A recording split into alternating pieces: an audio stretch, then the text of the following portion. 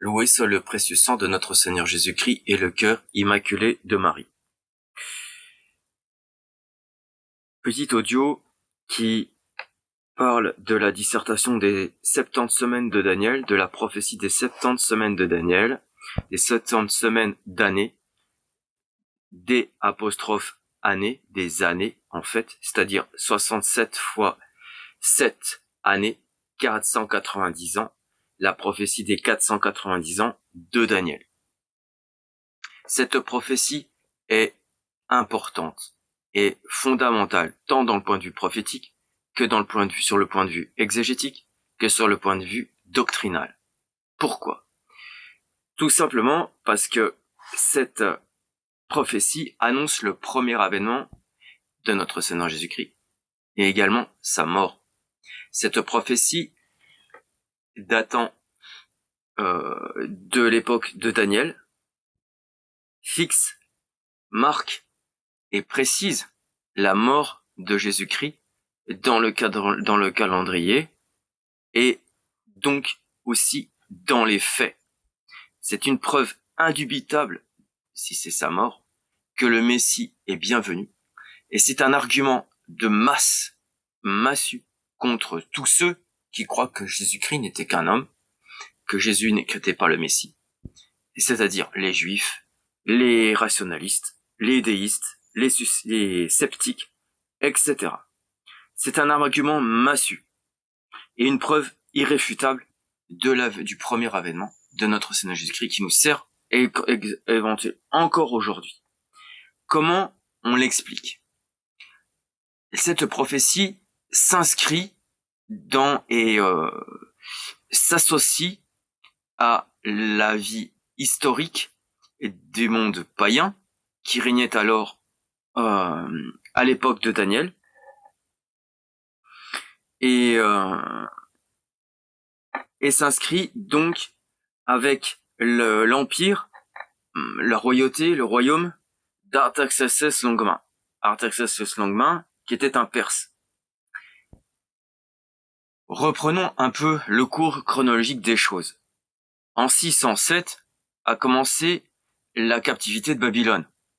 Les Juifs ont été amenés captifs à Babylone. Ça a duré 70 ans, en partie plus d'une quarantaine d'années, avec le roi Nabuchodonosor. Ensuite, il y a eu d'autres rois qui sont mis dans ces 70 ans, et ça nous fait arriver à l'année 530 environ. Et à partir de ce moment-là, il y a eu Cyrus qui a renvoyé en fait les Juifs de Babylone pour rebâtir non pas Jérusalem, mais le temple. Et après Cyrus, il y a eu Cambyse, son fils, qui était donc roi des Perses, Assuérus, nommé Assuérus dans les Saintes Écritures. Il y a eu ensuite Smerdis, mais qui n'était pas le fils de Cambyse, qui était lui un Mède, et qui est nommé Artaxerxès, et qui a pris donc la succession du royaume de Perse. Succéda ensuite Darius, et succéda ensuite Xerxès, qui est le père d'Artaxerxès Longuemin. Et ça nous fait remonter tout ça à l'année 440 exactement, avant l'ère de notre Seigneur Jésus-Christ, avant sa naissance. L'ange Gabriel annonce à Daniel que après, une fois que l'annonce de la reconstruction de Jérusalem, l'autorisation donnée par Artaxerxès Longuemin aux Israélites pour rebâtir Jérusalem, non pas le temple, mais Jérusalem, la ville de Jérusalem, se déclenchera l'accomplissement, l'exercice, la réalisation de cette prophétie des 70 semaines, c'est-à-dire des 490 ans, qui fixera en fait la mort, la venue et la mort de notre Seigneur Jésus-Christ, dans le temps et dans la réalité. Autrement dit, c'est un concours de plusieurs événements, c'est-à-dire, mais à la fois géopolitique, puisque ça concerne, on se fixe à partir de cette chronologie sur l'exercice qu'Artaxerxès Longuemain, donc le roi des Perses, a donné l'autorisation de la reconstruction de Jérusalem. Donc il faut fixer dans le temps à la fois l'année de son pouvoir, de sa prise de pouvoir, mais surtout l'année où il a annoncé ça, l'année où il a annoncé cette autorisation. Et ça nous fait remonter donc à l'année 4260 de la période julienne, soit à l'année 454 avant l'ère chrétienne vulgaire. Et ça va être l'année à laquelle, justement, à partir de laquelle la prophétie va commencer de s'accomplir, comme d'ailleurs la prophétie le signale.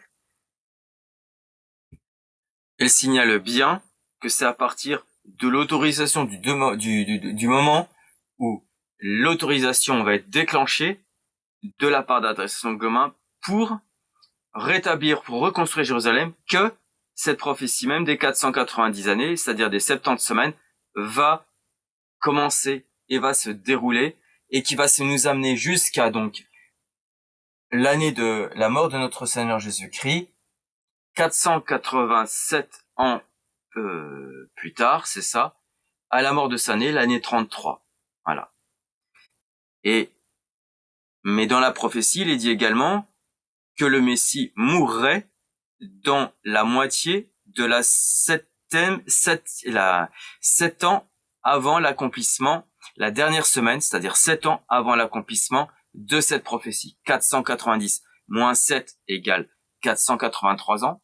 483 000, vu que c'est la moitié de ces 7 ans, 483 ans plus 3 ans et demi, ça fait donc 86 ans et demi, date à laquelle notre Seigneur Jésus-Christ va mourir, et qui plus est, par rapport où Artaxerxès Longuemain donne cette autorisation, qui tombe dans une période de mois, au mois de septembre, eh bien, on ajoute à cela 486 ans et demi, et on arrive au mois de mars de l'année 33, donc 33 ans et demi, mais c'est l'année des Juifs, hein, on est bien d'accord. Donc 33 ans et demi de l'âge de notre Seigneur Jésus-Christ, 33 ans et demi de l'âge 0, à partir de l'an 0. Et c'est là, donc, ça prouve à la fois l'accomplissement de cette prophétie, et en même temps, cela témoigne que Jésus-Christ, notre Seigneur, est mort, donc pendant les fêtes de Pâques au mois de mars. Et donc, du coup, ça corrobore, en même temps, cela prouve, par effet de conséquence, aussi donc la date de l'annonciation de Notre-Dame, qu'elle allait concevoir du Saint-Esprit au mois de mars, et donc de la naissance de notre Seigneur Jésus-Christ au mois de décembre. Voilà. Tout se tient. Donc en fait, cette prophétie de Daniel est précise et sert de preuve, donc, à l'annonciation de Notre-Dame, dans l'ordre chronologique de la vie de notre Seigneur, à sa naissance, au mois de sa naissance, et aussi au mois de sa mort. Voilà. Poursuivons donc avec l'article 2, ce que va nous dire donc la Bible d'Avignon sur ce sujet. Septuaginta Abdomades abreviété sunt. Le temps a été abrégé à 70 semaines. L'hébreu pourrait se traduire Septuaginta Abdomades decis sunt. 70 semaines ont été fixées. Ces deux sens se réunissent. Nous en avons déjà parlé. Nous ne nous arrêterons pas davantage. Le temps de l'avènement du Christ, du Messie, et de l'accomplissement des mystères de la rédemption des hommes pouvait être encore différé pendant plusieurs siècles, mais enfin Dieu, dans sa miséricorde, abrège ce temps, et le fixe au terme des 70 semaines, dont l'ange va faire connaître le commencement et la fin.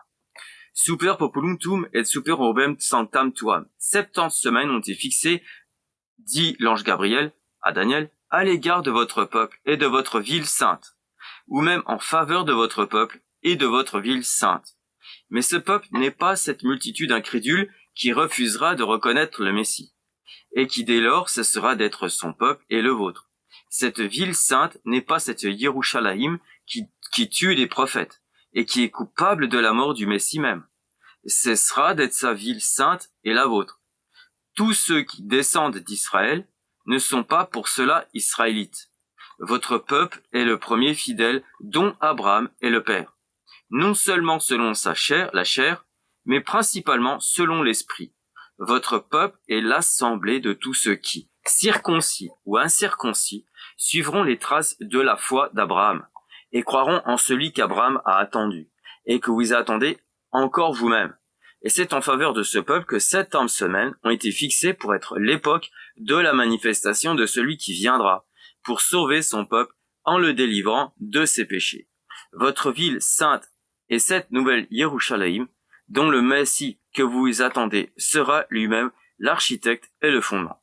Votre ville sainte est cette cité du Dieu vivant, qui sera elle-même l'épouse de l'agneau. Et c'est en faveur de cette ville sainte que 70 semaines ont été fixées pour être l'époque de la manifestation de celui qui doit accomplir par son propre sang cette Église de Dieu, en se livrant à la mort pour elle, afin de la sanctifier, pour la faire paraître devant lui pleine de gloire, n'ayant ni tache, ni ride, ni rien de semblable, mais étant sainte et répréhensible. Combien cette définition, cette description, j'ouvre une parenthèse, est importante. Parce que dès lors que nous sommes baptisés, nous sommes, nous aussi, cette Yerushalayim, cette Jérusalem. Combien, donc, nous souillons cette Jérusalem, nous la rendons Babylone prostituée, dès que nous souillons avec le péché. C'est très important. Donc, du coup, combien aussi, lorsque nous réparons cette Yerushalayim, cette ville, à partir de ce moment-là, nous rétablissons donc le siège de Dieu en nous, la manifestation de Dieu en nous. Nous devons l'accueillir. Et donc, c'est très important. Et c'est pour la raison pour laquelle ce n'est pas à partir de la construction du temple, mais bien à partir de la reconstruction de la ville de Jérusalem, que cette prophétie, donc, de Daniel, des 70 semaines, mais aussi donc de la première venue de notre Seigneur Jésus-Christ pour qu'il vienne dans Jérusalem pour sauver son peuple. Et ainsi donc pour nous sauver également. Et qui doit y mourir à Jérusalem pour nous sauver en nous rachetant par son propre sang. Voilà. Ça c'est très très important à comprendre. Donc c'est à la fois doctrinal, à la fois exégète, à la fois prophétique, à la fois même spirituel. C'est une direction spirituelle qu'on donne à être donc à bien dans le sens où on doit travailler nos vertus, etc. Ut consommetur prevaricatio et finem accipiat peccatum, afin que la prévarication cesse et que le péché prenne fin. L'hébreu porte à la lettre ut coebiatur prevaricatio, afin que la prévarication soit arrêtée. Et en hébreu, l'écalé, écrit par un aleph à la fin, il paraît que Saint Jérôme, récalé, un aleph, donc il n'y a pas de récalé, c'est récalé. Il apparaît que Saint Jérôme, auteur de la Vulgate, lisait le l'écalé ou l'écalote avec un ré ou un to à la fin. Récalote, ce qui a pu lui donner lieu de traduire ut consommetur, c'est-à-dire ut deficiat prevaricatio, afin que la prévarication soit consommée et qu'elle cesse. Quand notre Seigneur dit tout est accompli sur la croix, c'est-à-dire qu'en fait tout, son premier avènement est accompli par la prophétie de Daniel pour sauver l'homme du péché, pour venir le sauver, que la prévarication du péché cesse. C'est très important, c'est doctrinal. L'hébreu lit aussi et subsignetur peccatum, et que la prévarication soit scellée. En hébreu, ou le shatem. Au lieu de quoi les massorètes reconnaissent qu'il faut lire ou le hatem. Et Saint Jérôme lisait ainsi, et ce qui lui a donné lieu de traduire et finem accipiat peccatum, afin que le péché prenne fin. Le péché avait régné depuis Adam, et la loi, quoique bonne, juste et sainte, avait aussi elle-même donné lieu à l'abondance de péché. Le péché ayant pris occasion de s'irriter davantage pour le commandement même, il était réservé au Messie d'arrêter et de faire cesser le cours des prévarications, de mettre un fin au règne du péché, et si l'on veut, de le sceller, c'est-à-dire de l'arrêter, en nous donnant la loi de l'esprit de vie qui nous a délivrés de la loi du péché et de la mort. Car ce qui était impossible que la loi fit, la chair, la rendant faible et impuissante, Dieu l'a fait ayant envoyé fort son propre fils, revêtu d'une chair semblable à celle du péché. Il a condamné le péché dans sa chair, afin que la justice de la loi fût accomplie en nous, que nous marchions pas selon la chair, mais selon l'esprit. Ainsi, où il y avait une abondance de péché, il y a une surabondance de grâce, afin que, comme le péché avait régné en donnant la mort, la grâce de même règne par la justice en donnant la vie éternelle par Jésus-Christ notre Seigneur. Donc, ces 70 semaines, cette prophétie des 700 semaines, servent de preuve, donc, par l'intervention, du païen, du perse, du Mède plutôt, Artaxerxès Longuemin, qui donne l'autorisation de la construction de Jérusalem, qui donne qui donne le coup d'envoi, si vous voulez, de la réalisation du commencement de la prophétie, de manière à ce qu'elle s'accomplisse en la mort de Jésus-Christ sur la croix pour nous sauver. En fait, cette prophétie liée à la géopolitique, 450 ans avant l'ère chrétienne vulgaire, témoigne à la fois de l'existence de Jésus-Christ, de sa résurrection, de sa mort et de sa résurrection, et que c'est bien lui, le Messie, le Sauveur tant attendu, pour nous sauver. C'est très important. Et donc, ça nous prouve aussi, cette prophétie, par rapport au temps où nous vivons, par rapport à la veille du deuxième advent de notre Seigneur, où Jésus-Christ ne sera plus là, ne viendra plus pour opérer sa miséricorde, mais pour réaliser le jugement. Et donc, combien nous devons nous préparer spirituellement à être prêts pour ce jugement dernier, pour la venue de notre Seigneur Jésus-Christ, mais aussi pour notre mort. Et donc, c'est un temps qui est béni en ce moment, dans le sens où le châtiment nous aide il nous pousse, nous exhorte à vivre spirituellement de foi et de charité. Et de foi et de charité, donc, en union avec les prophéties, en union avec l'exégèse, et en union avec la doctrine et l'enseignement de Jésus-Christ, qui passe donc par la doctrine, par l'exégèse et par les prophéties. Et par sa doctrine même, sur les vertus, etc. On doit accomplir aussi notre sanctification. C'est la période qui nous pousse, nous exhorte à faire. En fait, c'est la meilleure période qui soit, puisqu'on nous bénéficions de tout l'enseignement, de toutes les prophéties, de tout l'accomplissement, de tout ce qui est du passé, qui nous prouve que Jésus-Christ est mort pour venir nos péchés, que c'est déjà fait. On ne peut pas douter. C'est impossible. Et ça, c'est juste énorme comme cadeau. Et le châtiment que tous les peuples subissent actuellement nous servent justement de balise et de lumière pour nous dire, vous êtes dans la bonne voie si vous accomplissez tous mes commandements. Comme le dit en chapitre 14, Saint Jean, de son évangile, chapitre 13, 14. Faire ma volonté, celui qui fait pas mes commandements, celui qui n'accomplit pas mes commandements, ne m'aime pas, en gros. Poursuivons la lecture. Et deleatur iniquitas, et educatur justitia sempiterna, afin que l'iniquité soit effacée, et que la justice éternelle soit amenée. L'hébreu porte à la lettre et expiatur iniquitas, afin que l'iniquité soit expiée.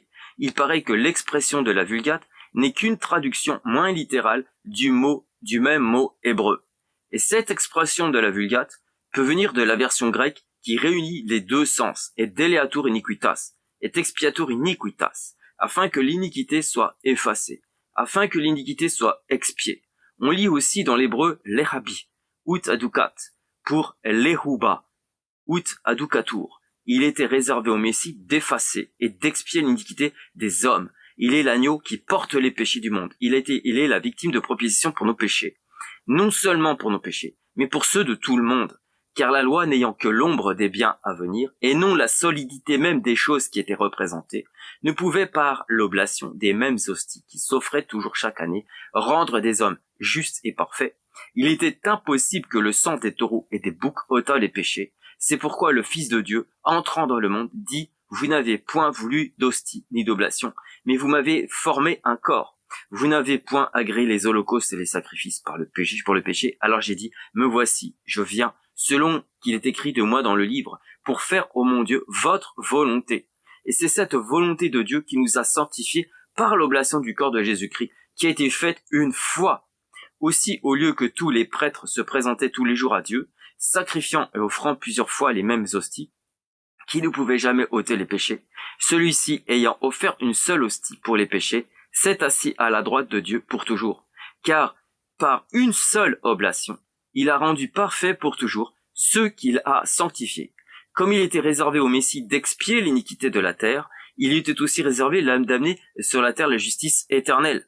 La loi avait été donnée par Moïse, mais la grâce et la vérité ont été faites par Jésus-Christ. La loi donnait la connaissance du péché, mais maintenant la justice de Dieu à laquelle la loi et les prophètes rendent témoignage a été découverte sans la loi. Cette justice que Dieu donne par la loi en Jésus-Christ est répandue en tous ceux, et sur tous ceux qui croient en lui. Et sur tous ceux qui croient en lui. Donc c'est à nous de participer en étant à cette rédemption, cette rédemption, à cette expiation que Jésus, on nous rend participants de son expiation, participants de son esprit de pénitence.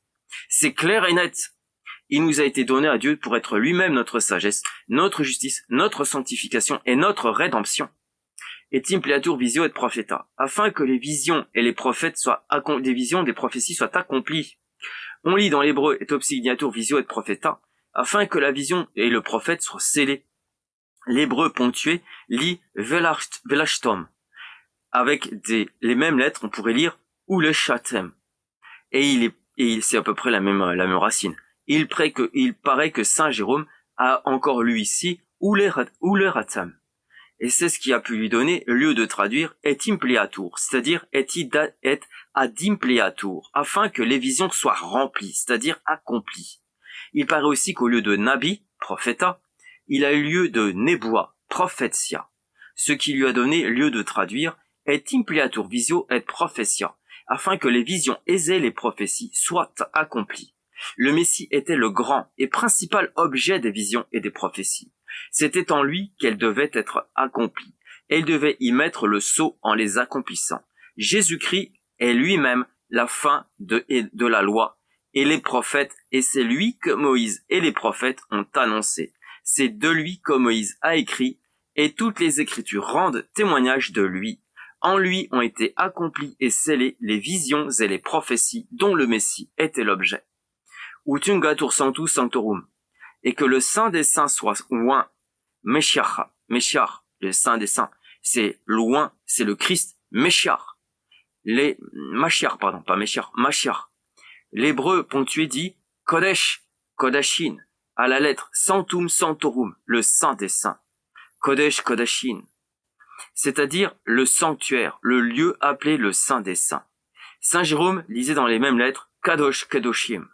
Sanctum Sanctorum, le Saint des Saints, c'est-à-dire celui qui est le Saint des Saints. Il semblerait que les auteurs de la ponctuation hébraïque auraient voulu éluder la preuve que fournissait contre cette prophétie, et que pour cela, ils auraient affecté d'appliquer au sanctuaire ce qui ne peut s'entendre ici que celui qui est le Dieu même du sanctuaire. Non, c'est pour ça que les grossiers juifs ne peuvent pas se convertir, parce ils restent omnubilés sur leur ancienne loi.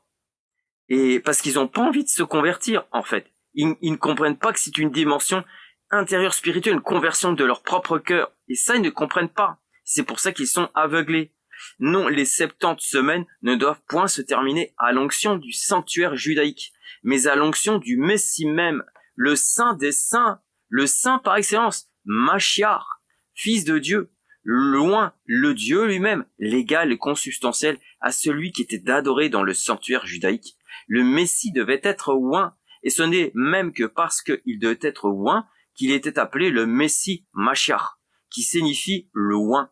Il devait être le saint des saints, Kadosh, Kadoshim, parce que il devait être Dieu. Il se rappelait admirable, conseiller, fort, père du siècle futur, prince de la paix, Dieu. Il devait être en même temps fils de Dieu et fils de l'homme. C'est dans son humanité qu'il devait être oint. C'est son humanité qui devait être oint de l'onction de la divinité. Et c'est pour cette onction même qu'il devait être Dieu. Ô Dieu, votre Dieu vous a oint d'une huile de joie, d'une manière plus excellente que tous ceux qui ont part à votre gloire. Il a reçu cette onction dès le jour de la divinité, où la divinité s'est unie à son humanité dans le sein d'une vierge. Et voilà, c'est ce que je disais tout à l'heure, dans le sein de la vierge, c'est-à-dire que cette prophétie de Daniel prouve, en même temps remonte la chronologie des dates, de la date de l'annonciation, donc de annonciation et en même temps donc incarnation dans le sein de la Vierge dès le mois de mars, avant donc 9 mois avant le mois de décembre, la date de la naissance de notre Seigneur Jésus-Christ. Mois de mars également à l'ana donc de date du mois de son incarnation, mois de sa mort. Tout est prouvé dans cette prophétie des 70 semaines de Daniel et tout est accompli, tout s'accomplit sur la croix. Et aussi donc dans son incarnation. L'incarnation et la naissance et la croix sont intimement liés. Tous ces événements-là sont intimement liés à la prophétie de Daniel. Et donc à nous-mêmes, à notre rédemption. C'est ce que les Juifs ne comprennent pas. Il a reçu cette onction dès le jour où la divinité s'est unie à son humanité dans le sein d'une vierge. Dès lors il fut oint de l'Esprit Saint. Dès lors l'Esprit du Seigneur se reposa sur lui et le consacra par son onction. Mais prédestiné pour être fils de Dieu dans une souveraine puissance par sa résurrection, cette onction lui était en quelque sorte confirmée et imprimée d'une manière plus éclatante et plus solennelle dans sa résurrection. Celui qu'il dit lui-même par la bouche du psalmiste, « J'ai été oint par le Seigneur pour être son roi, sur Sion, sa montagne sainte. Le Seigneur m'a dit, vous êtes mon fils, je vous ai engendré aujourd'hui. » Voilà ce qu'il dit lui-même de sa résurrection. Voilà ce qu'il était vérifié en lui, précisément dans la dernière des 70 semaines marquée par l'ange. Ce fut alors que Dieu, son Père, le confirma roi sur Israël par cette nouvelle onction et s'éleva au gouvernement de son peuple. C'est vraiment important de bien comprendre cela. Et cela prouve aussi combien cette prophétie des 70 semaines, où tout se lie entre l'incarnation, l'annonciation, la mort sur la croix, la résurrection, tout est lié ensemble. Cette prophétie prouve que le Mashiach est déjà venu, que notre Seigneur Jésus-Christ, Yeshua Shaddai, est déjà venu. Et cela nous sert d'argument dans le cas où, lors de l'Antéchrist, quand il mènera sa persécution, pour dire c'est moi le Messie que vous attendez, ça nous sert d'argument contre l'Antéchrist et contre les Juifs qui nous persécuteront, les mauvais Juifs qui ne voudront pas se convertir et qui seront aveuglés par cet Antéchrist qu'ils prendront pour le Messie.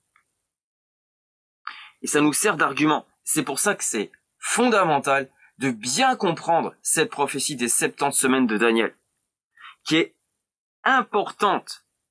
Abexitu sermonis, etiterum edificitur Jerusalem, usquet Christum ducem, hebdomades septem et hebdomades sexigenta due erunt.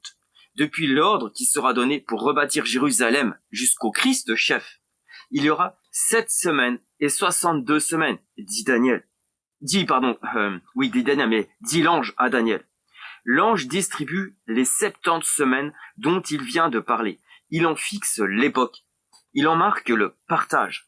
Nous ne répéterons point ici ce que nous avons déjà dit sur cet accent que les Juifs semblent avoir mis dans l'hébreu sous le mot septem, que pour éluder la preuve que cette prophétie nous fournit contre eux. Non, le Christ prédit ici ne pouvait être que le Messie. Ce Messie devait paraître non après 7 semaines, mais après 7 semaines et 62 semaines. c'est-à-dire après 69 semaines depuis l'ordre qui devait être donné pour rétablir Yerushalayim, Jérusalem. Cet ordre ne fut donné que par Artaxerxès Longuemain, en la 20e année de son règne, 4260 de la période julienne, c'est-à-dire en l'année 454 de l'ère chrétienne avant l'ère chrétienne vulgaire. Ces 69 semaines comptées depuis le mois de Tisri de l'an 4259 ont été révolues au mois de Tisri de l'an 4742, soit. Et avant la Pâque de l'année suivante, commence de se manifester son nouveau roi des Juifs, soit en l'an 30, dont une étoile miraculeuse avait annoncé la naissance. Cet homme Dieu dont il avait été dit au pasteur, il vous est né un sauveur, le Christ, le Seigneur, ce Jésus dont il avait été dit à Marie, il sera grand, il sera appelé le Fils du Très-Haut, le Seigneur Dieu lui donnera le trône de David son père. Il régnera éternellement sur la maison de Jacob, et son règne n'aura point de fin. Il paraît donc ce Messie, l'objet de l'attente des patriarches et des prophètes, ce Christ par excellence, ce dominateur d'Israël, ce chef et ce maître des nations. Et trursum edificabitur plateae muri et augustia temporum, c'est-à-dire les places et les murailles seront rétablies dans les temps difficiles. Au lieu de platea et muri, les places et les murs, l'hébreu peut signifier à la lettre platea et fossea, les places et les fossés. On rebâtira les places en relevant les maisons. On rebâtira les fossés en relevant les murs. L'hébreu pourrait aussi signifier et trursum edificabitur, late insolitudine et angustia temporum, car on y lit cette conjonction, le sens serait donc la ville sera rebâtie dans toute son étendue, au milieu des inquiétudes et dans les temps difficiles. Ce qui revient également au sens de la Vulgate. Le père Oubigan, qui propose ce sens, soupçonne aussi assez de vraisemblance que les copistes ont aussi transposé les expressions du texte et que la lecture primitive aurait pu être Abexitus harmonis abiterum iteficitur Jerusalem, hebdomades septem, et trursum edificabitur late solitudine et angustia temporum, usque et Christum ducem hebdomades exercita et due erunt.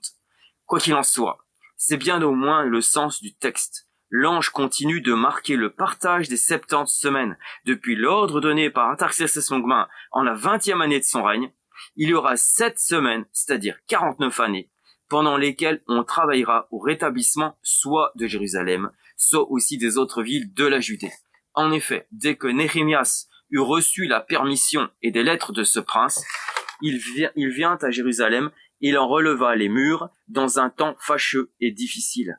Ceux qui étaient employés à cet ouvrage étaient obligés d'y travailler avec les armes à la main. Le mur fut achevé en 52 jours.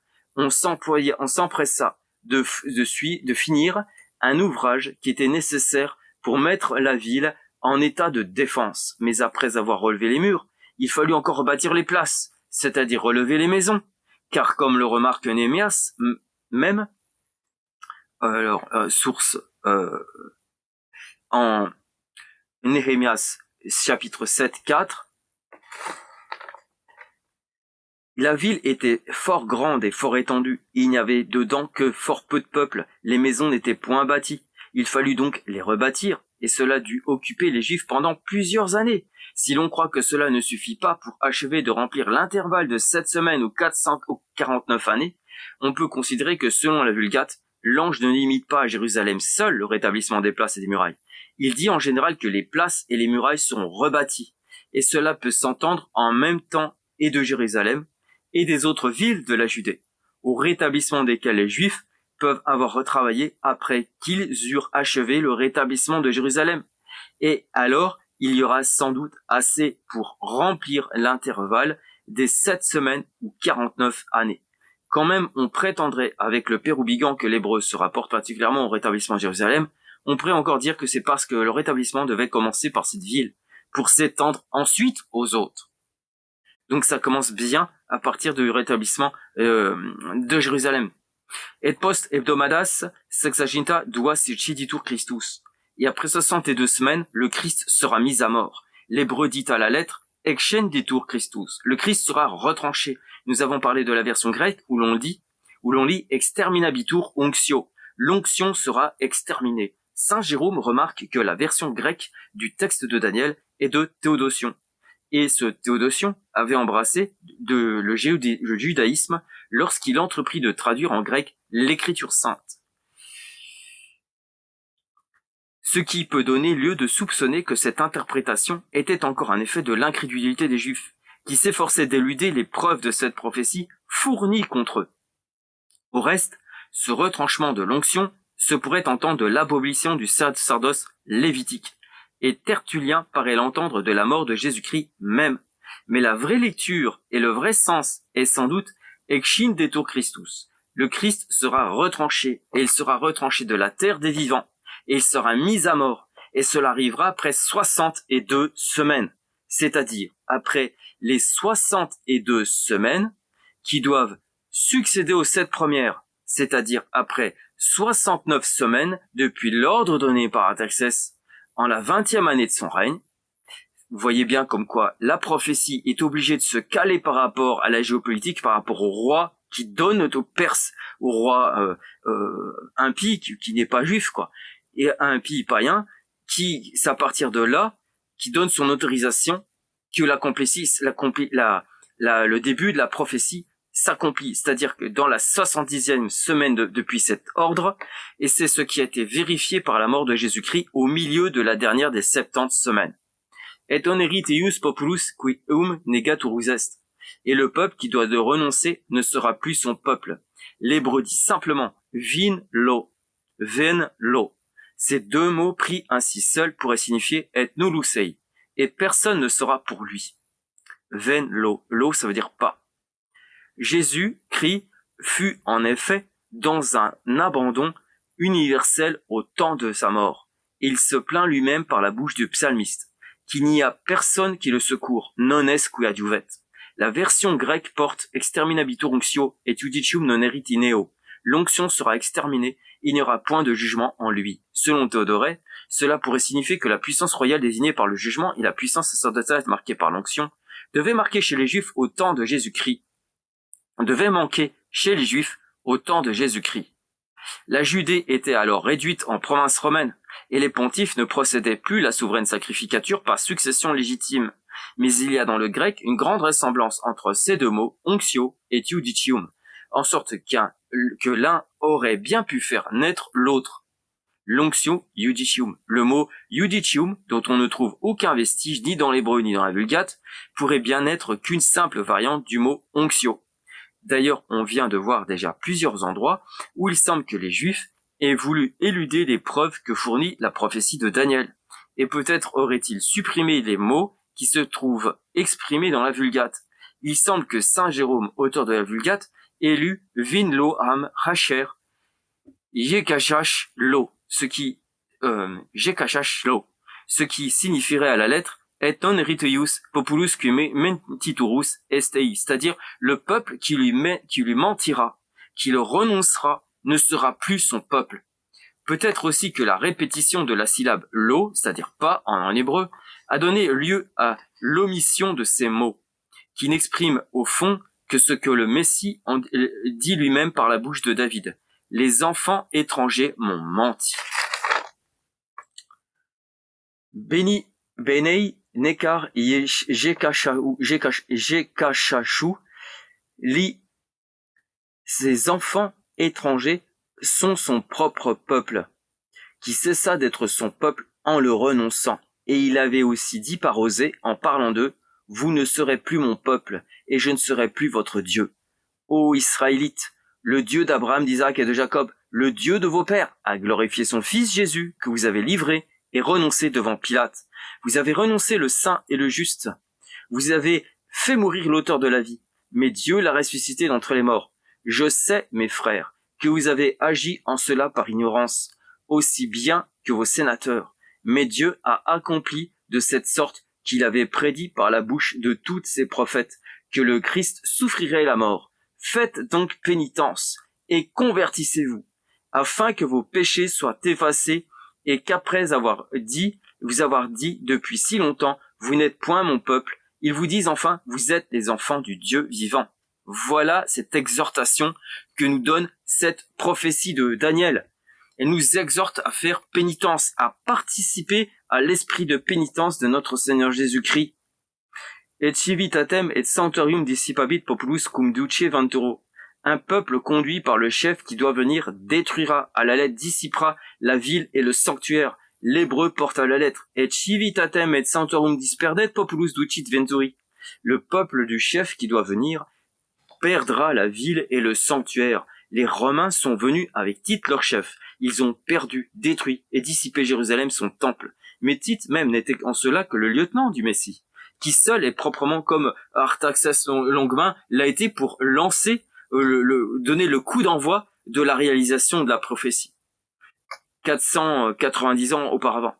Mais Tite même n'était en cela que le lieutenant du Messie, qui seul était proprement le chef qui devait venir délivrer des contradictions de son peuple.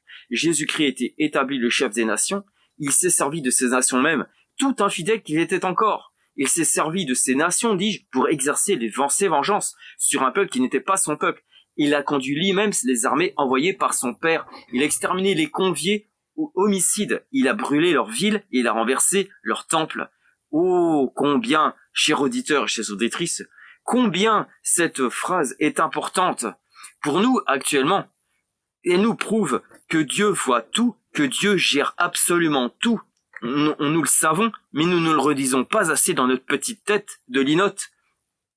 Que Dieu voit tout, gère tout, et s'occupe même des païens, des hypocrites, des impies, pour nous mener au châtiment, et pour nous témoigner aujourd'hui que nous sommes vraiment à la fin des temps. Il se sert de tout, il fait flèche de tout bois, le bon Dieu.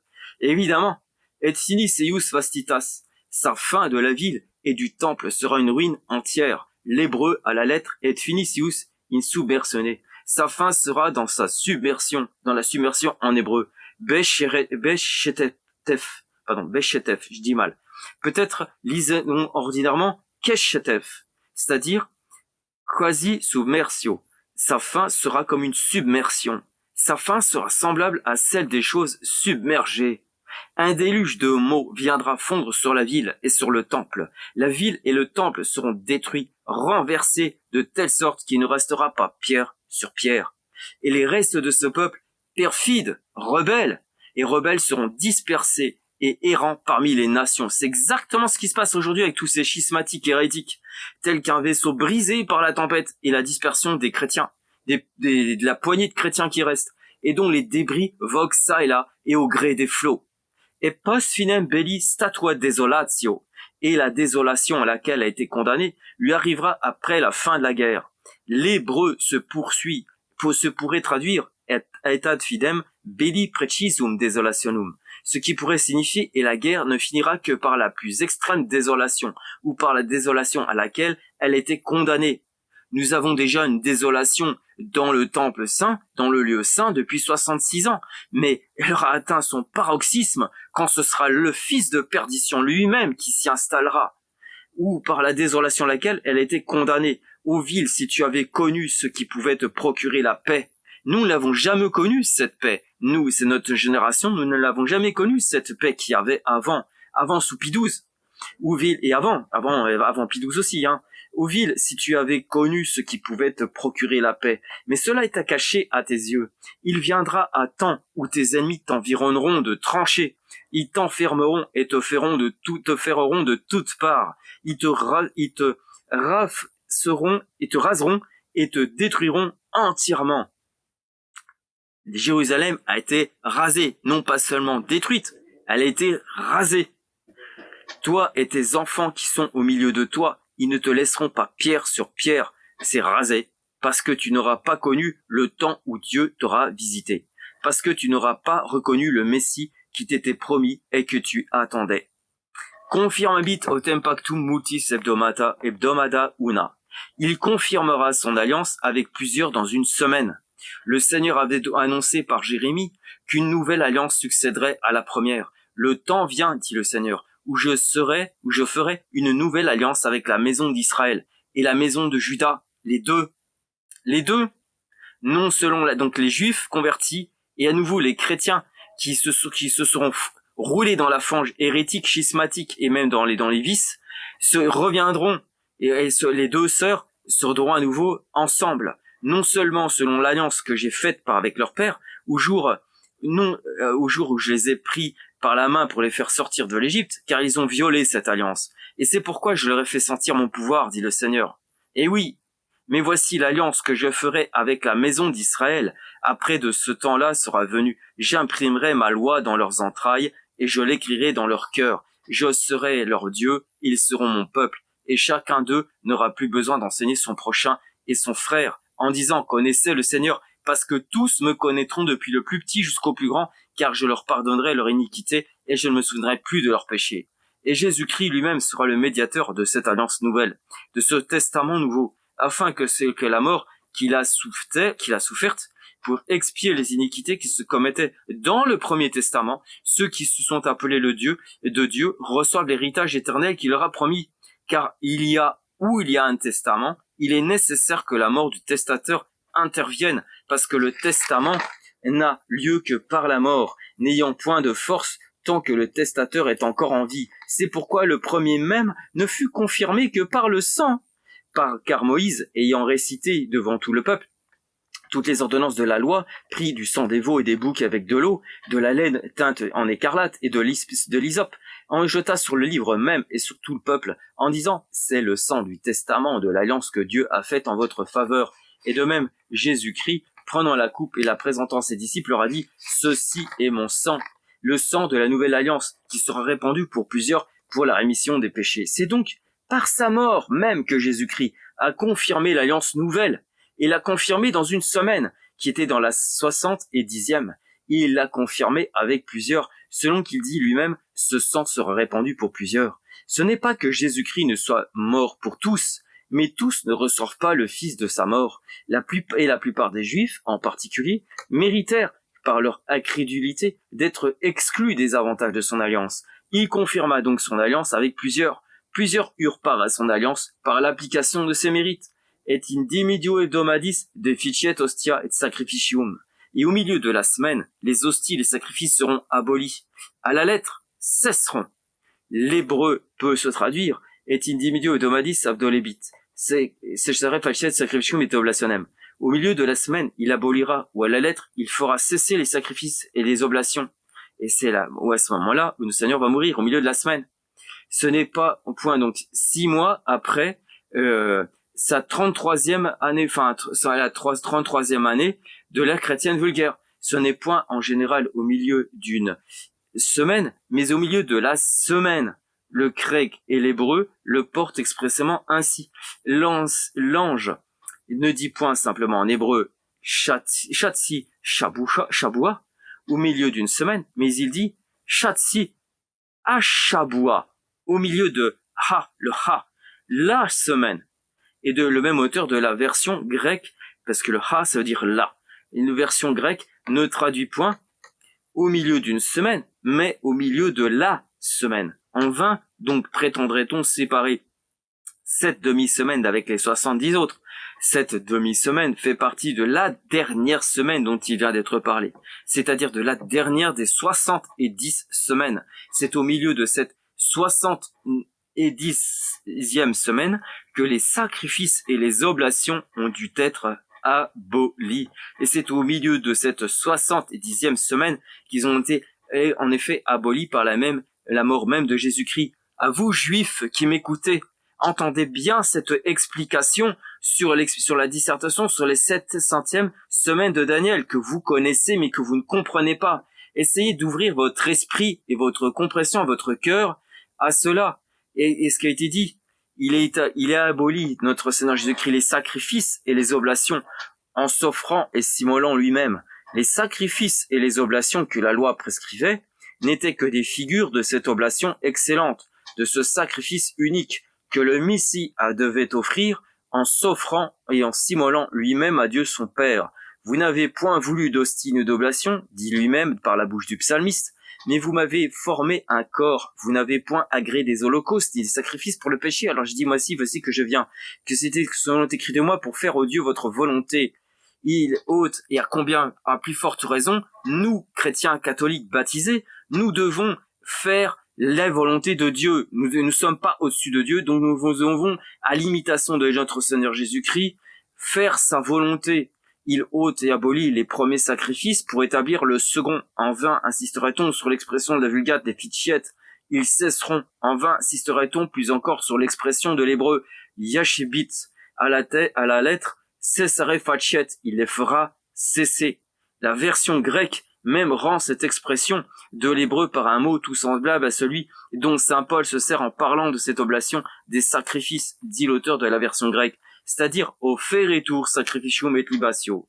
Les sacrifices libations seront ôtés. Cette expression au feretur seront ôtés est semblable à celle dont se sert saint Paul. Ce que la Vulgate exprime littéralement ainsi, offert primum, ut sequens statuat, il ôte les premiers sacrifices pour établir le second. Lorsque saint Paul s'exprime ainsi, il parle du moment où Jésus-Christ entrait dans le monde avec la résolution de s'offrir et de s'immoler lui-même au lieu de sacrifices et des oblations insuffisantes de la loi. Combien donc l'expression n'est pas encore plus juste lorsqu'il s'agit du moment même où Jésus-Christ s'est offert et s'est immolé sur la croix. C'est dans ce moment qu'il a réellement aboli les premiers sacrifices pour y substituer le second, offert primum, ut sequens statuat. Il les a fait cesser en les rendant inutiles. La figure n'était établie que pour conduire à la vérité. Dès que la vérité a pris la place de la figure est devenue inutile. Elle a été abolie. Tout ce que vous, Juifs, faites actuellement à Jérusalem, à essayer de renouveler votre ancien sacrifice avec la vache rousse, etc., la raison du temple, sert inutilement. C'est pour rien. Il n'y a rien de valide aux yeux de Dieu. Vous ne faites qu'attirer des charbons ardents sur vos têtes, et vous ne faites donc qu'empresser le deuxième amendement, finalement, de l'Antéchrist, qui vous montrera combien vous vous êtes trompés. Si je puis user ici de cette comparaison, c'est comme un mobile agité dont on veut faire cesser le mouvement. Il suffit de toucher le mobile. Le mouvement, toutefois, ne s'arrête pas aussitôt, mais il s'affaiblit peu à peu, et enfin il cesse entièrement. Il ne cesse entièrement que quelque temps après que le mobile a été touché, mais il avait commencé de cesser dès le moment que le mobile avait été touché. Et on n'avait jamais même touché le mobile que pour faire cesser le mouvement. Ainsi Jésus-Christ a fait cesser les sacrifices figuratifs, en y substituant le sacrifice véritable qu'il promettait. Cependant, on a encore continué de les offrir pendant près de 40 ans. Le mobile avait été touché. Cependant, le mouvement n'avait pas été arrêté. Mais le mouvement s'affaiblissait. Oui, mais le mouvement était invalide de toute façon. L'usage de ces anciens sacrifices expirait. Le mouvement a cessé enfin entièrement. Les anciens sacrifices ont été entièrement abolis. Ils n'ont été abolis entièrement que par la ruine du temple. Mais ils avaient commencé à être abolis dès le temps de la mort de Jésus-Christ. C'était la mort même de Jésus-Christ qui était la cause de leur abolition. Dès lors, le mobile avait été touché, et il n'avait été touché qu'afin que le mouvement fût arrêté. Et prédit donc toujours dans ces 70 semaines, la prophétie 70 semaines de Daniel. C'est donc par sa mort que Jésus-Christ a fait cesser les anciens sacrifices. C'est par sa mort qu'il les a abolis.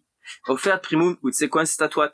Remarquez que notre Seigneur Jésus-Christ a amené la vie au nouveau sacerdoce, enfin, au nouveau sacrement, au nouveau sacerdoce, et c'est par sa mort qu'il les a abolis. Et c'est donc notre Seigneur Jésus-Christ, sans lui, on ne peut rien faire, et donc du coup, et c'est qui est l'image, l'autre Dieu, l'autre Christ, l'autre oint, l'autre Machias sur terre, figurant l'autre Machias, même un autre Machias sur terre, c'est le vicaire de Jésus-Christ, c'est Saint Pierre, c'est le pape. Donc sans pape, sans pouvoir des clés, parce que sans lui, on ne peut rien faire du tout. Rien ne peut s'opérer. Aucun pouvoir sacerdotal ne peut se transmettre et aucun sacrifice de la messe ne peut se transmettre non plus. Que ce soit dit depuis 66 ans, c'est ainsi.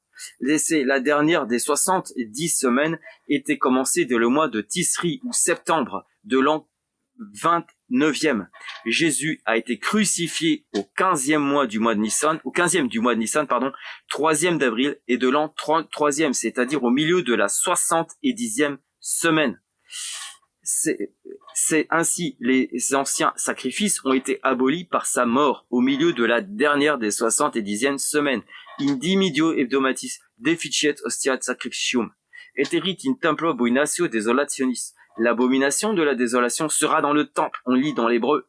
Eterit super eam alam abominationum. désolans, ce qui ne forme proprement aucun sens. Il est vraisemblable qu'originairement, on lisait Eterunt super alam abominationis desolationis. L'abomination de la désolation sera sur les ailes du côté de la ville. Il paraît que l'expression de la Vulgate in templo, dans le temple, vient du grec où l'on lit super templum, sur le temple. Et il y a lieu de soupçonner qu'originairement, l'auteur de cette version avait traduit exactement l'hébreu par super alam, sur les ailes du côté de la ville.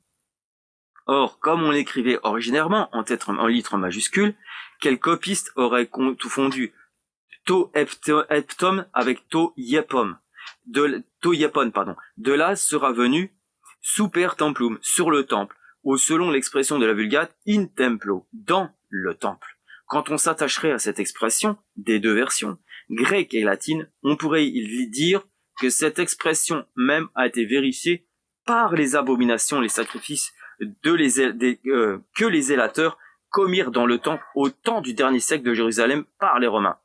Mais la lecture de l'hébreu paraît être la vraie lecture. C'était principalement sur les ailes du côté de la ville que l'on devait avoir l'abomination de la désolation, selon le prophète de Daniel, la prophétie de Daniel. Et c'est aussi ce qui fut vérifié lorsqu'on vit autour de la ville les anciennes profanes de l'armée romaine, adorées comme des divinités et représentant les images ou les symboles des faux dieux. La Pachamama, etc., etc. Il n'y a pas des figures ici. C'est ce que Jésus-Christ annonçait à ses disciples en disant « Lorsque vous verrez que l'abomination de la désolation prédite par le prophète Daniel sera dans un lieu saint, dans un lieu où elle ne devrait pas être. En un mot, lorsque vous verrez les armées environner Jérusalem, alors que ceux qui seront dans les Judées s'enfuient sur les montagnes. » Jésus-Christ ne dit pas lorsque l'abomination de la désolation sera dans le temple, mais lorsqu'elle sera dans un lieu où elle ne doit pas être. Et ne dit pas lorsqu'il sera dans le lieu saint, mais lorsqu'elle sera dans un lieu saint. Jérusalem était appelée la ville sainte, et la montagne de Sion sur laquelle cette ville était bâtie était aussi appelée la montagne sainte, parce que cette ville, cette montagne, était consacrée au culte de Dieu d'une manière particulière, ainsi qu'au Vatican, ainsi qui est monté sur une montagne. Ainsi, les anciennes profanes des Romains placés sur cette montagne et autour de cette ville étaient dans un lieu saint, dans un lieu où elle ne devait pas être. Et c'était là l'abomination de la désolation prédite par Daniel. Lorsque vous verrez des armées environner ainsi Jérusalem, dit Jésus-Christ, sachez que la désolation est proche. L'abomination placée ainsi sur les ailes, aux côtés de cette ville, sera le signe de la désolation prochaine. Et tout quod consommationem et finem perseverare ebit desolatio, et la désolation durera jusqu'à la consommation et jusqu'à la fin. L'hébreu à la lettre, et tout quod consommationem et excisionem stilabit super desolatum, sobitur, furor domini, c'est-à-dire la fureur du Seigneur se répandra sur ce lieu désolé, jusqu'à son entière ruine. On sous-entend l'expression du fureur de Jésus, de fureur de Jésus, du Seigneur, exprimée dans une phrase semblable qui se trouve dans le 2e livre des Paralipomènes, chapitre 12, verset 7. Non stilabit furor meus super Jérusalem per manum Césac. Ma fureur ne se répandra point sur Jérusalem par les armes de Césac. L'abomination de la désolation sera donc sur les ailes, aux côtés de la ville. Et la fureur du Seigneur se répandra sur ce lieu désolé jusqu'à son entière ruine. Ce seront alors les jours de la vengeance. Ainsi que tout ce qui est dans l'Écriture soit accompli. Ce pays sera accablé de maux, et la colère de Dieu tombera sur ce peuple. Ils passeront par le fil de l'épée, et Dieu se sert évidemment des païens, des impies, pour que ça se réalise, comme ça s'est fait avec Artaxerxès Longuemain, comme ça s'est fait avec les Romains, comme ça s'est fait avec les Juifs, les Juifs non convertis. Ce pays sera accablé de maux et la colère de Dieu tombera sur ce peuple. Ils passeront par le fil de l'épée, ils seront emmenés captifs dans toutes les nations, la ville sera détruite, le temple sera brûlé, le peuple sera dispersé, une ruine entière entraînera cette ville meurtrière coupable de sang d'un homme Dieu. Voilà ce que Daniel avait prédit, voilà ce que Jésus-Christ avait annoncé, voilà ce qui était pleinement vérifié. De là, que résulte-t-il? Sinon une confirmation entière, une démonstration complète de cette importante vérité. Jésus-Christ est le Messie, messieurs les Juifs, et vous vous êtes plantés depuis 2000 ans. Enfin, et dès le commencement de cette dissertation, conclusion, nous avons montré que cette vérité se trouve prouvée par cette prophétie, indépendamment même du tout calcul. Mais maintenant, nous pouvons dire que la même vérité est prouvée par le calcul même. Jésus-Christ apparut au temps où devait paraître le Messie. Et cela, il a réuni et en lui tous les caractères qui devaient caractériser le Messie. Le Messie devait paraître après 69 semaines révolues depuis l'ordre donné pour les rétablissements de Jérusalem. Il devait être mis à mort au milieu de la 70e semaine. Et par lui, l'iniquité devait être expiée. Par lui, la justice éternelle devait être amenée. En lui, les visions et les prophéties devaient être accomplies. En lui, le Saint des Saints devait être oint. Et sa mort devait être suivie de la ruine de Jérusalem et du temple. Or, Jésus-Christ apparut précisément après les 69 semaines révolues, depuis l'ordre donné par Artaxerxès Longuevin pour le rétablissement de Jérusalem. Il a été mis à mort précisément au milieu de la 70e semaine.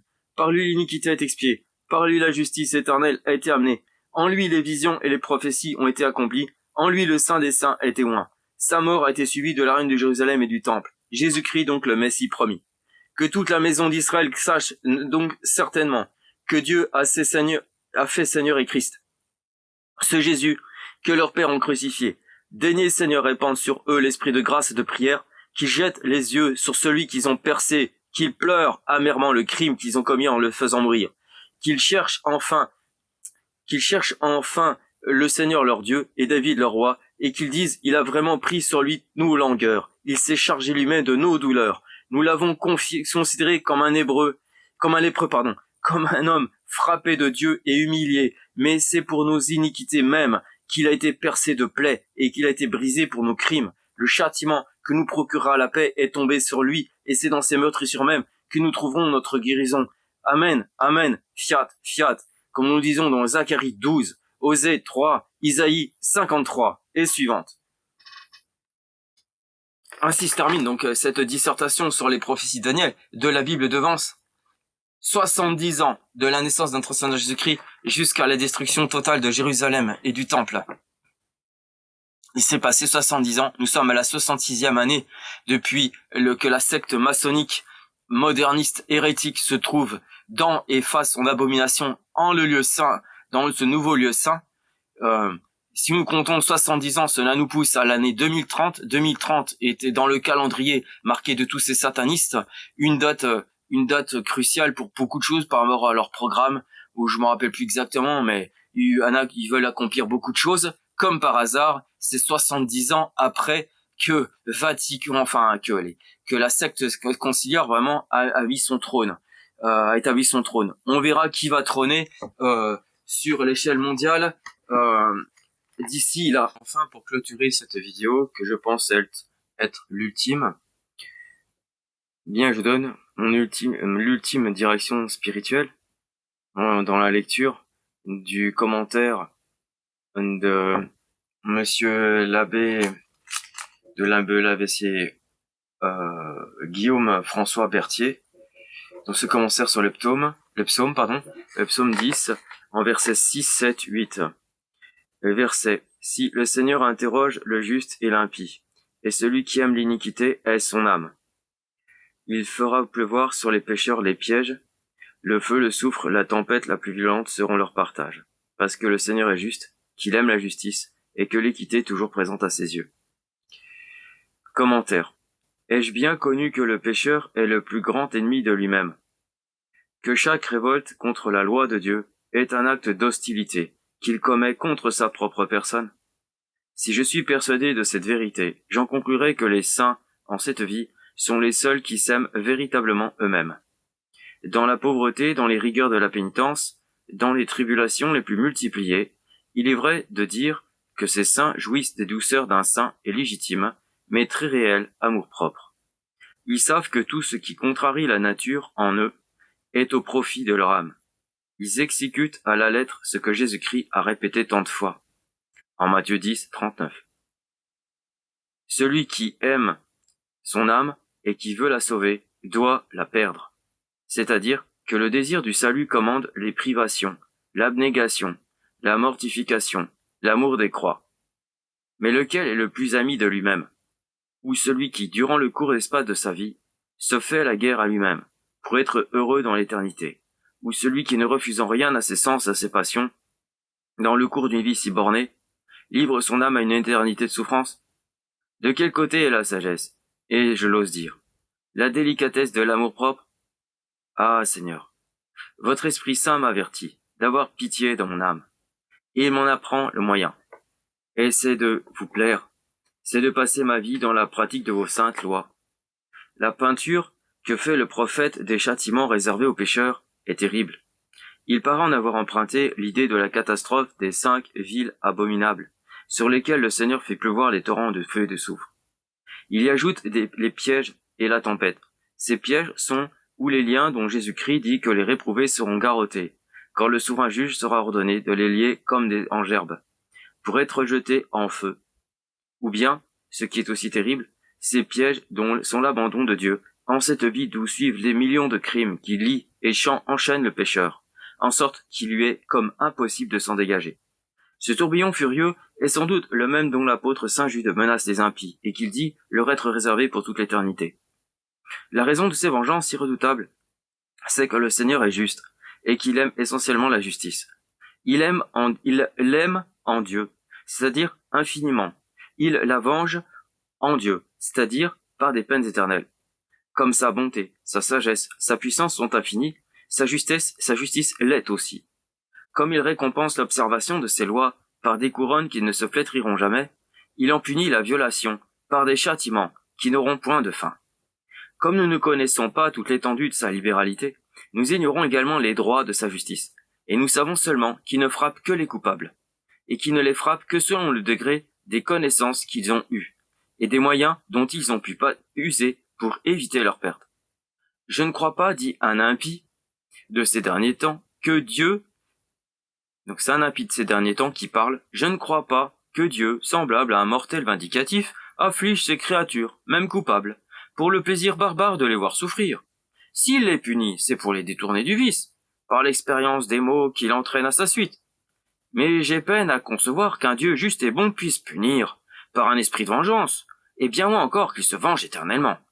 La vengeance ne serait pas interdite à l'homme, si Dieu cela permettait, puisque l'homme est son image. Fin de citation. Il y a presque autant de sophismes dans ce raisonnement que de mots, et tous ces sophismes viennent de l'abus qu'on fait du terme de vengeance. Ce terme a deux significations, la vengeance. Deux significations. Il peut être pris ou pour une juste et légitime réparation de l'injure faite aux lois, ou pour un mouvement de passion dont est agité celui qui se croit lésé, et en conséquence duquel il cherche à affliger, le plus qu'il peut, son ennemi. La vengeance, prise dans le premier sens, a été jugée nécessaire par tous les législateurs, et l'ont établie comme une compensation indispensable de la violation des lois, comme une satisfaction qui leur est due, comme un frein qui réprime les attentats. Et quand ils ont sévi contre les coupables, ils ne l'ont point fait pour le plaisir barbare de les voir souffrir, mais pour conserver aux lois leur autorité, mais pour maintenir le bon ordre, et pour ne pas laisser avilir la justice. La vengeance, prise dans le second sens, c'est-à-dire dans le sens passionnel, est une impétuosité de l'âme aigrie par une injure réelle ou prétendue. La raison ne dicte point les procédés qu'on se permet en cette rencontre. La justice alors ne règle point la mesure de satisfaction. La passion seule entraîne le vindicatif. Et s'il parvient à subjuguer son ennemi, il l'afflige pour le plaisir barbare de le voir souffrir. Dieu venge ses lois, comme un législateur sage, qui n'écoute que la justice dans les châtiments qu'il exige. Dieu n'est point semblable à ces mortels vindicatifs qui affligent les coupables, pour le plaisir barbare de les voir souffrir. Il ne punit point dans cet esprit de vengeance dont sont animés les hommes passionnés. Les passions n'entrent point dans les vues et dans les résolutions de cet être infiniment parfait. Il punit éternellement parce qu'il connaît éternellement que l'âme du pécheur est rebelle. Ce pécheur a abusé de ses dons. Il était averti de l'importance des lois divines, des peines établies contre ceux qui les violent, et il avait des secours pour les observer. Il s'est perdu par sa faute. Doit-on être surpris que Dieu le soumette à sa justice? Mais, dit-on, si Dieu punit les hommes, c'est pour les détourner du vice, par l'expérience des maux qu'il entraîne à sa suite. Oui, sans doute. C'est ainsi qu'il punit dans cette vie soit par les fléaux publics dont il frappe les coupables, soit par les calamités particulières dont il les afflige. Ainsi punit-il autrefois son peuple, en déchaînant contre lui les nations voisines qui le réduisirent à la captivité. Ces punitions sont plus encore des effets de sa miséricorde que de sa justice, parce qu'il rappelle par là les coupables à l'observation des lois divines, parce qu'il leur met entre les mains les moyens de satisfaire pour leurs crimes. Mais cette manière de punir n'est que pour le temps où les pécheurs peuvent en profiter, et ce temps est borné au cours de leur vie. Court, très court de leur vie. L'écrivain, à qui je réponds ici, prétend-il qu'après la mort, il s'ouvre encore une carrière où les hommes puissent acquérir des mérites et pratiquer des œuvres de salut? Est-ce que la vie future n'est pas le terme où aboutit la destinée des hommes? Ne sommes-nous pas avertis par la raison et par la révélation que le temps de cette vie est une route unique, après laquelle est un état fixe de bonheur pour les justes, ou de malheur pour les méchants? Mais, ajoute-t-on, oh, Dieu est bon et juste, il ne peut punir par esprit de vengeance, et beaucoup moins peut-il se venger éternellement. J'ai déjà fait remarquer l'abus qu'on fait ici du terme de vengeance. Celle qui est en Dieu n'est que l'exécution de ce qui est dû à sa justice. Sa bonté a été outragée, sa justice venge cet outrage, mais sans passion, et toujours selon les règles de la justesse éternelle, la sagesse éternelle, qui préside à tous les conseils de cet être infini. Il se venge éternellement, c'est-à-dire qu'il exerce sa justice pendant toute l'éternité, parce que sa justice est éternelle. Il punit éternellement comme il récompense éternellement. On ne se récrit point contre les récompenses éternelles. Pourquoi se récrit-on contre les peines qui ont aussi l'éternité pour durer? C'est, répond-on, que Dieu est infiniment bon, et qu'il convient à un tel être de faire du bien éternellement. Mais Dieu est aussi infiniment juste. Pourquoi ne le conviendrait-il pas de punir éternellement ceux qui n'ont pas voulu lui obéir et profiter de sa bonté, tandis qu'il le pouvait? Dans cette question, on ne prend pour juge que le désir qu'on a de vivre à son gré, et selon le vœu de ses passions. On n'établit pas pour tous les hommes justes ou pécheurs qu'une même destinée, qui est le bonheur éternel, sauf peut-être à réserver pour ces derniers quelques peines ou quelques satisfactions qui ne seraient rien en comparaison de l'éternité de bonheur qui leur serait enfin accordée. Ainsi, le royaume de Dieu se trouverait, après un temps, la patrie de tous les gens de bien et de tous les scélérats, de Judas aussi bien que de saint Paul, de Néron aussi bien que de saint Louis, de Messaline aussi bien que de sainte Thérèse. Encore, dans ce chimérique système, resterait-il à demander pourquoi un Dieu infiniment bon punirait-il même, durant quelques moments, Judas, Néron, Messaline et tous les autres monstres d'iniquité pour le plaisir barbare de les voir souffrir? Pourquoi son infinie bonté ne leur ferait-elle pas la grâce tout entière et ne les admettrait-elle pas sur le champ et sans rien exiger d'eux dans sa gloire éternelle? J'ai pu finir cette sorte de controverse par la prière de Daniel. Vous êtes juste, Seigneur, toutes vos œuvres sont vraies, toutes vos voies sont droites, tous vos jugements sont légitimes. Il ne me reste qu'à y implorer votre miséricorde, qu'à vous servir dans toute l'étendue de mon cœur, qu'à vous craindre et à rechercher votre sainte présence. Répandez l'esprit de foi sur la terre et rappelez à la vérité tant d'esprits qui s'égarent dans leurs pensées. Faites taire le cri de leur passion, afin qu'ils puissent reconnaître ce que vous êtes encore à leur égard, un Dieu plein de bonté et de miséricorde, qui n'attendent pas le moment de votre justice pour ouvrir les yeux sur leurs égarements. Gloria natissimis Deo, et intera pax omnibus bone voluntatis. Fin, j'espère, de cette dernière vidéo.